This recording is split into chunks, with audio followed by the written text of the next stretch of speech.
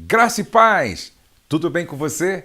Tudo bem com a sua família? Bom, eu tenho uma palavra de Deus para todos vocês que estão me assistindo através do Instagram, do Facebook ou do YouTube. Hoje eu quero falar sobre um assunto que tem tudo a ver com esse momento que nós estamos passando. Eu quero louvar a Deus pela vida do pastor Rogério, pastora Débora, todos os pastores da nossa igreja, família debaixo da graça. Vamos abrir a Bíblia? Marcos capítulo 4. Evangelho segundo Marcos capítulo 4, a partir do verso 35, diz assim, olha: Naquele dia, sendo já tarde, disse-lhes Jesus: Passemos para outra margem. E eles, despedindo a multidão, o levaram assim como estava no barco, e os outros barcos o seguiam. Ora, levantou-se grande temporal de tempo, e as ondas se arremessavam contra o barco, de modo que o mesmo já estava a encher-se de água. E Jesus estava na popa, dormindo sobre o travesseiro. Eles o despertaram e lhe disseram: Mestre, não te importa que pereçamos? E ele despertando, repreendeu o vento e disse ao mar: Acalma-te, emudece. O vento se aquietou e fez grande bonança. Então lhes disse: Por que sois assim tímidos? Como é que não tendes fé? E eles, possuídos de grande temor, diziam uns aos outros: Quem é este que até o vento e o mar lhe obedecem? Bom, Jesus chamou os discípulos para que eles atravessassem o mar da Galileia, ou lago de Genezaré, um lago que tem mais ou menos 14 a 15 quilômetros de largura e 23 de comprimento. Jesus entrou no barco para ir com eles. Como Jesus estava muito cansado, porque ele tinha trabalhado muito aquele dia, a demanda ministerial era muito grande, ele então colocou uma almofada, deitou sobre ela e dormiu. Quando eles estavam no meio da viagem, no meio do mar da Galileia, levantou-se um grande temporal. Os discípulos pensaram que o barco ia afundar. Eles tentaram, por um momento, remar, resolver o problema, mas não conseguiram. Então eles chamaram Jesus, despertaram Jesus, dizendo: Mestre, não te importa que pereçamos? Jesus então levanta, repreende o mar, acalma o vento e houve grande bonança, e eles ficaram muito admirados. Quem é este que até o vento e o mar obedece à sua voz? Bom, esse texto nos fala de uma tempestade que veio forte. O vento soprou forte, as ondas se avolumaram, sacudiram o barco e eles pensaram que o barco ia afundar. Nós estamos passando por uma tempestade. Nós estamos passando por um grande vendaval. Nós estamos passando por um momento muito complicado, muito difícil. Preste atenção. Quais são as verdades que nós aprendemos quando chega um temporal? Quando chega um vendaval? Quais são as lições que nós aprendemos a partir desse texto?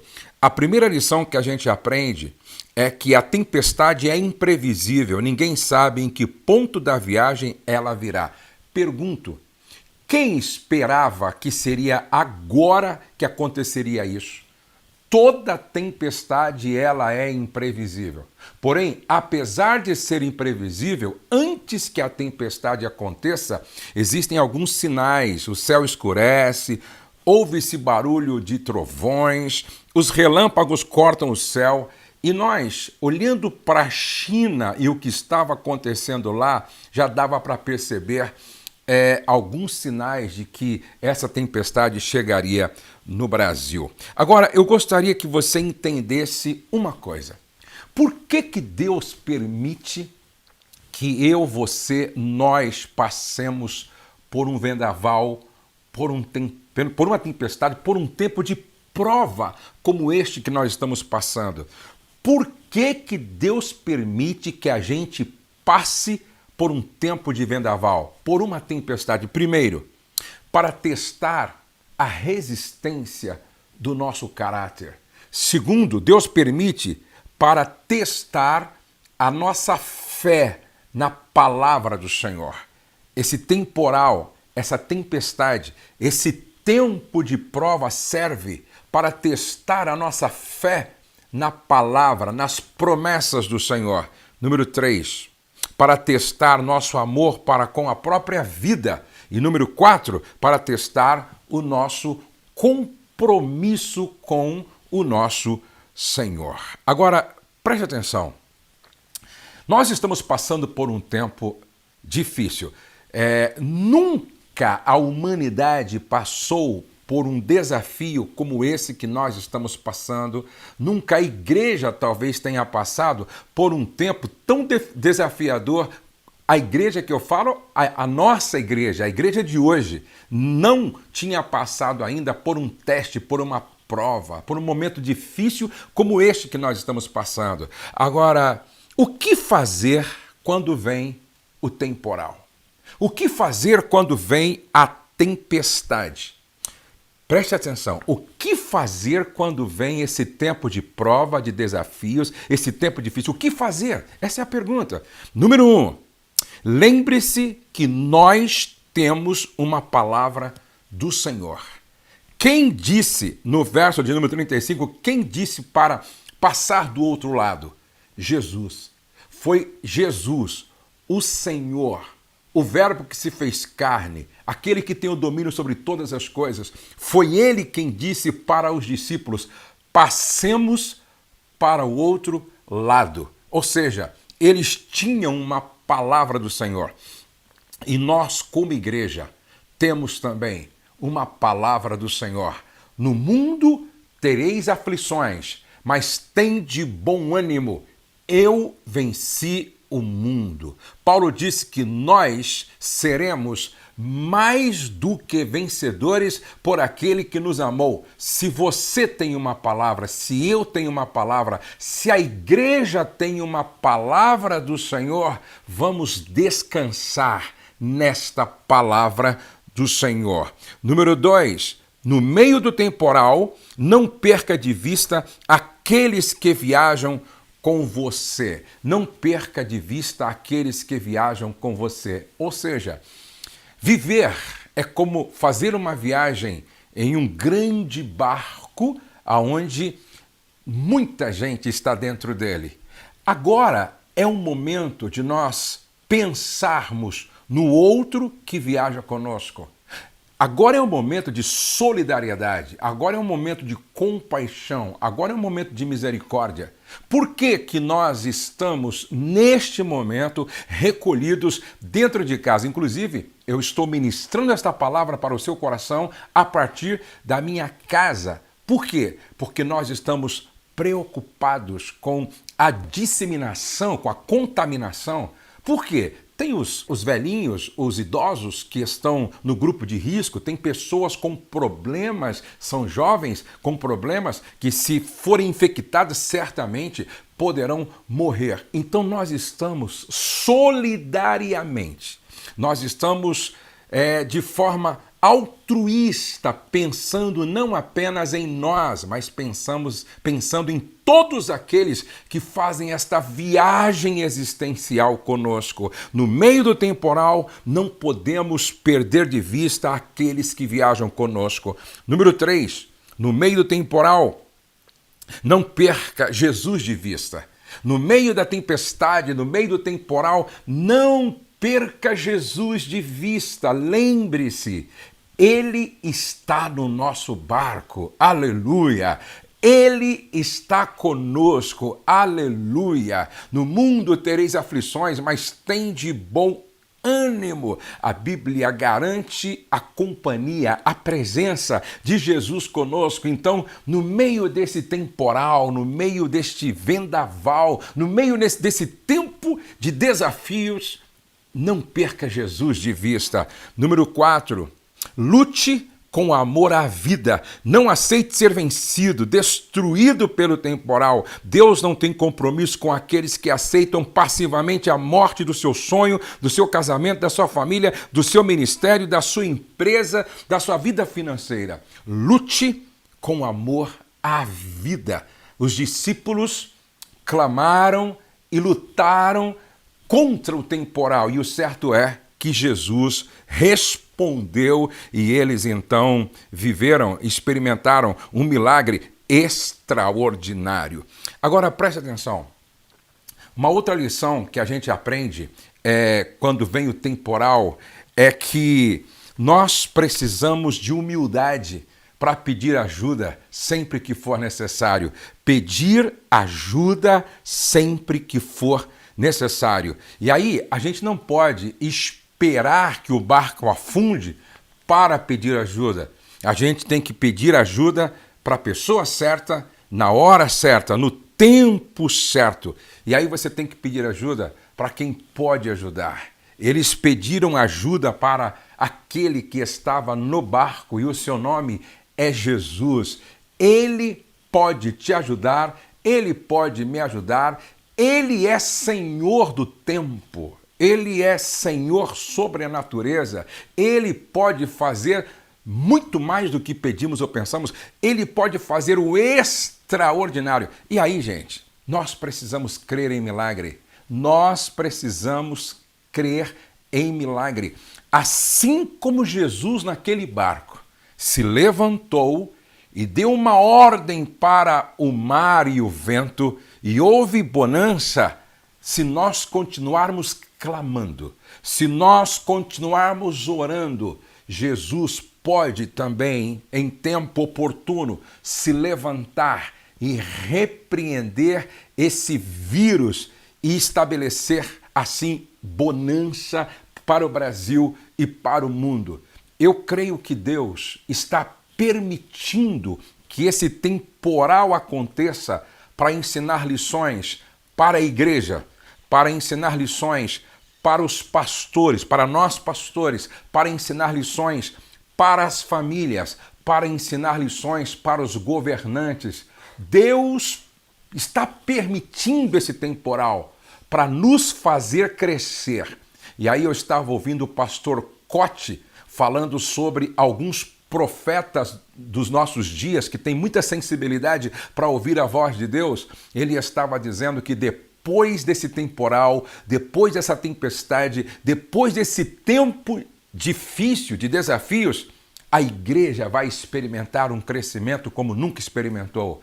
A igreja vai experimentar um avivamento como nunca experimentou. A igreja vai ter experiências com Deus como nunca teve. E eu creio nisso. Eu creio piedosamente nisso. Por quê?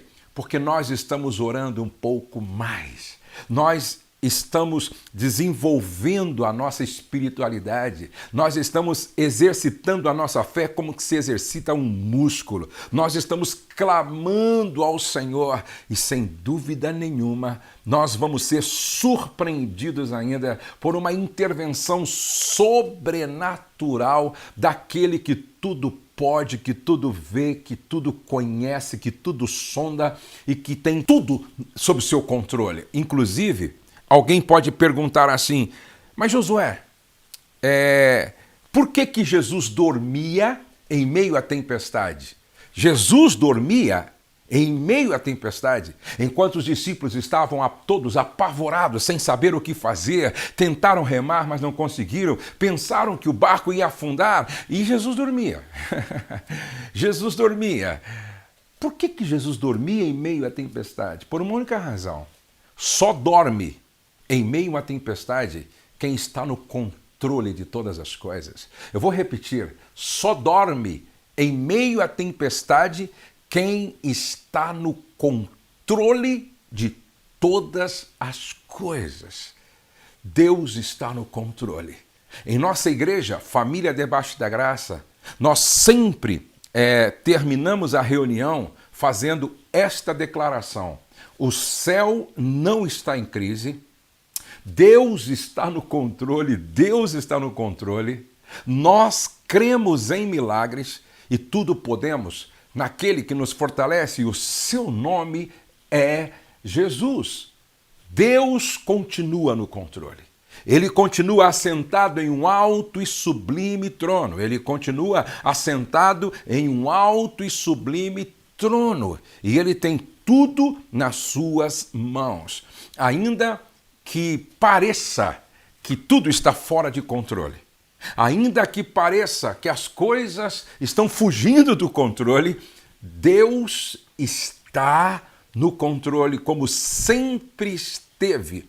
E eu creio também, gente, assim como lá no Egito as pragas caíam, mas havia uma proteção sobre o povo de Deus. A igreja é o Israel de Deus. E enquanto nós estivermos orando, clamando, buscando ao Senhor, a boa mão de Deus estará sobre as nossas vidas. As mãos de Deus estarão sobre as nossas vidas. Agora, é claro, nós estamos nesse momento enfrentando o desafio do coronavírus. Depois que esse desafio for enfrentado, haverá um segundo momento, um segundo desafio, aonde não tem como evitar uma crise financeira, uma recessão financeira, mas eu creio que Deus é o Deus da provisão. Deus é o Deus que nos surpreende. Deus é o Deus que cuida de cada um dos seus filhos. Se Ele está dando a nós graça agora para enfrentar e vencer essa primeira fase, Ele vai dar graça e Ele vai dar sabedoria, discernimento, inteligência para que a gente enfrente, para que a gente passe a segunda fase. Fechando, concluindo a mensagem, você precisa ter certeza de uma coisa. Nós estamos atravessando para o outro lado e nós temos duas coisas maravilhosas. Primeiro, nós temos uma palavra de Deus. Nós temos uma palavra do Senhor. Aquele que habita no esconderijo do Altíssimo descansa à sombra do Onipotente. Segundo, Jesus foi com os discípulos. Jesus está conosco. Jesus, eis que estarei convosco todos os dias até a consumação do século. E terceiro, não acredite nas mentiras de Satanás. Não acredite nos propagadores do caos, nos profetas da desgraça. A igreja do Senhor Jesus Cristo é uma voz de esperança na terra. Por isso, creia. Nós temos uma palavra do Senhor. Segundo, nós temos a presença do Senhor. Terceiro, juntos nós somos melhores. Juntos nós somos mais fortes. Juntos nós iremos mais longe. E eu quero falar com você agora.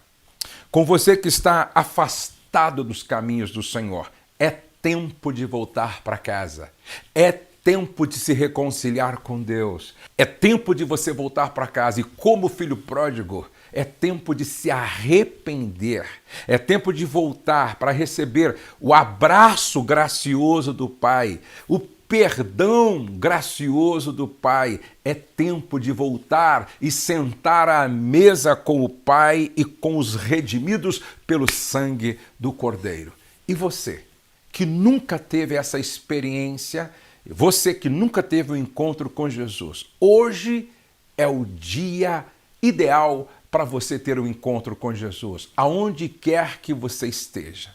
Aonde quer que você esteja me assistindo, aonde quer que você esteja me ouvindo, eu quero convidar você a voltar para Jesus hoje.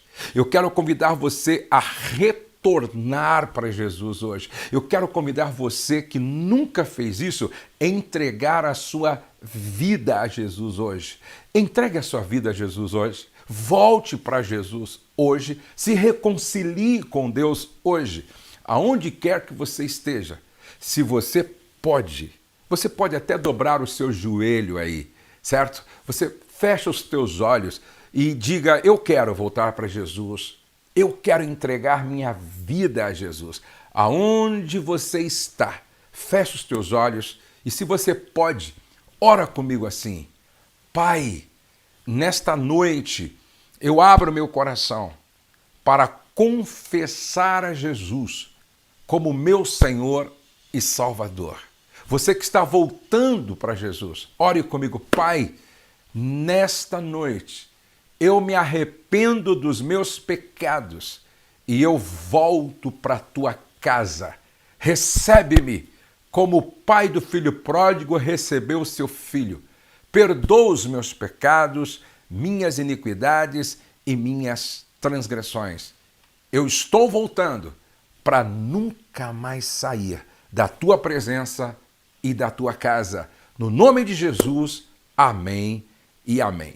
Mas o Espírito Santo está me movendo para eu fazer uma segunda oração.